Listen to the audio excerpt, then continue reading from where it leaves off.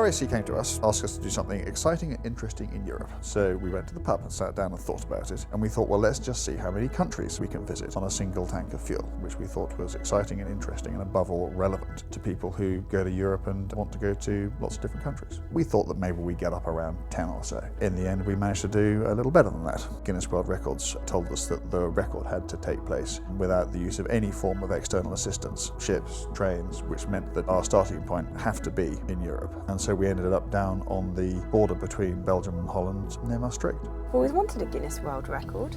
Well, there you go. On your marks. Go. Let's go! We've started! So this is what it's going to be like then. We're going to be driving at 59 miles an hour for the next 24 hours.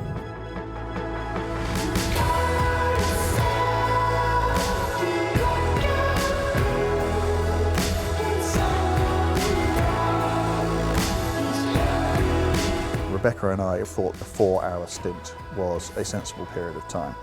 It's a long time behind the wheel, but it's not ridiculous. It also allows the person who's not driving a decent period of time either to get some sleep or at least to get some rest. So that was our first stop. I've completed my first 4-hour stint. Andrew's taken over and we have gone through 4 countries. So far we've been to the Netherlands, Belgium, Luxembourg, France, and we are just about to enter Switzerland. What we did was relied on radio contact with MQ7 to make sure that we always knew where we were going sufficiently in advance. Just be aware here. I'm saying you can do it about 20 miles an hour. Okay, thank you. You did it at 28. Good work. Go, go, go.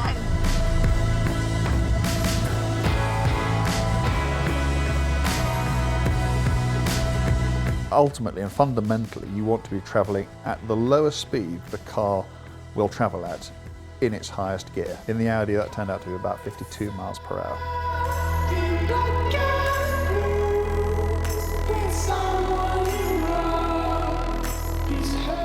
Yeah, we're getting off here, everyone. I don't know. Oh, you're kidding. You're kidding. Hello, Q7.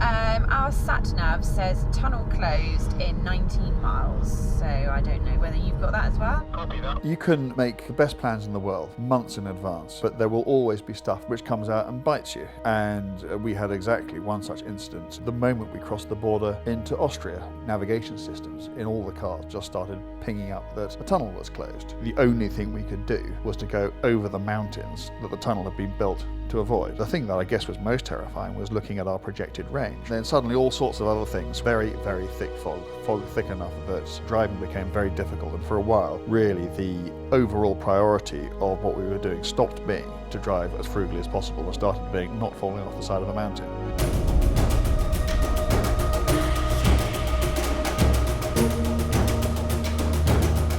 Just going up that mountain alone lost us over 100 miles. Now, of course, you get a bit back coming down the other side, but you always lose more than you gain. We have covered 8 countries, including Germany, and we will be going on to Italy next. And Andrew will be catching some shut-eye, hopefully.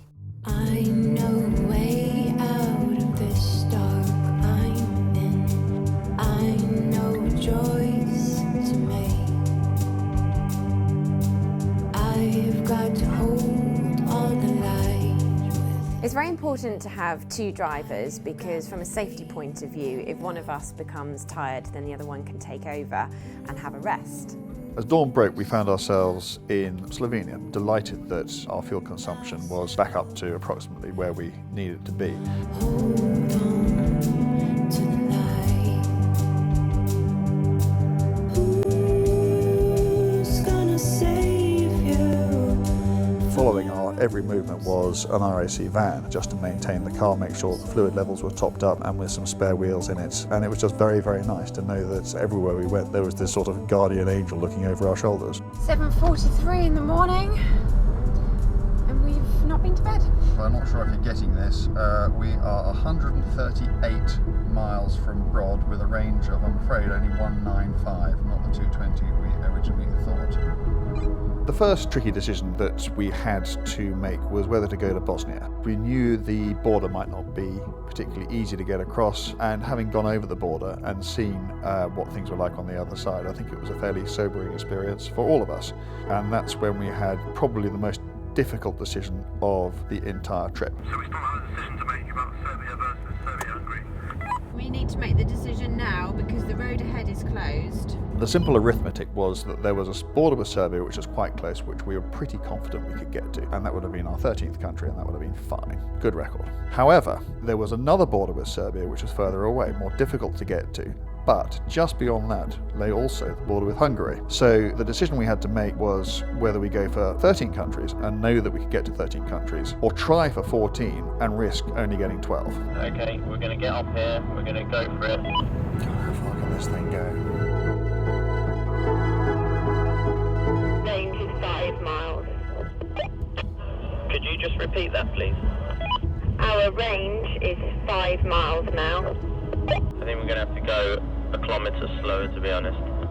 We can't really do that because the engine will change down a gear and then the revs will go up and we'll use more fuel. We got down to 0 miles, no range left at all. I think that both of us thought there was a very good chance that we made a mess of it. The real moment of, if not triumph, then certainly relief was getting across the border into Serbia. Welcome to Serbia. Hooray! We did it! That's really good. That is brilliant. I can remember feeling quite emotional and great sense of achievement, and knowing still that the job was not yet done. How far to the border?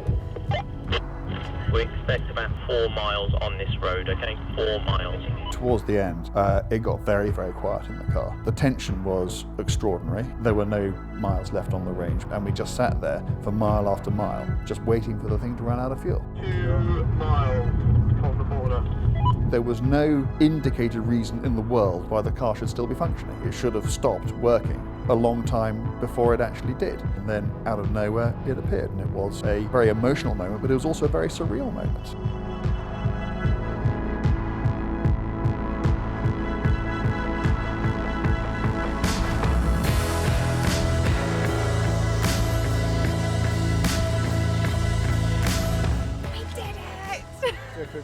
We came out of Bosnia with 50 miles in the tank. So we got through Croatia, Serbia, and here on fumes.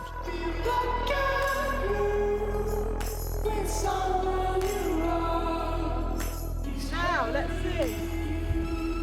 Yes, I'm right ship. You're well and truly on red. That's not been tampered with. I'm very happy. You can see my delightful squiggle of a signature and Guinness World Records initials. There you go. Now in beautiful Hungary, achieved 14 countries visited on a single tank of diesel. Well done, guys. That's officially amazing. Thank you very much Thank indeed. you so much. I guess what I feel most proud of, it was the sheer number of countries that we visited. 14 countries. We looked very hard at maps for a very long period of time, involved a very careful route. We hadn't thought that hard. I think there is an extreme likelihood that we wouldn't have got to country 13, let alone 14.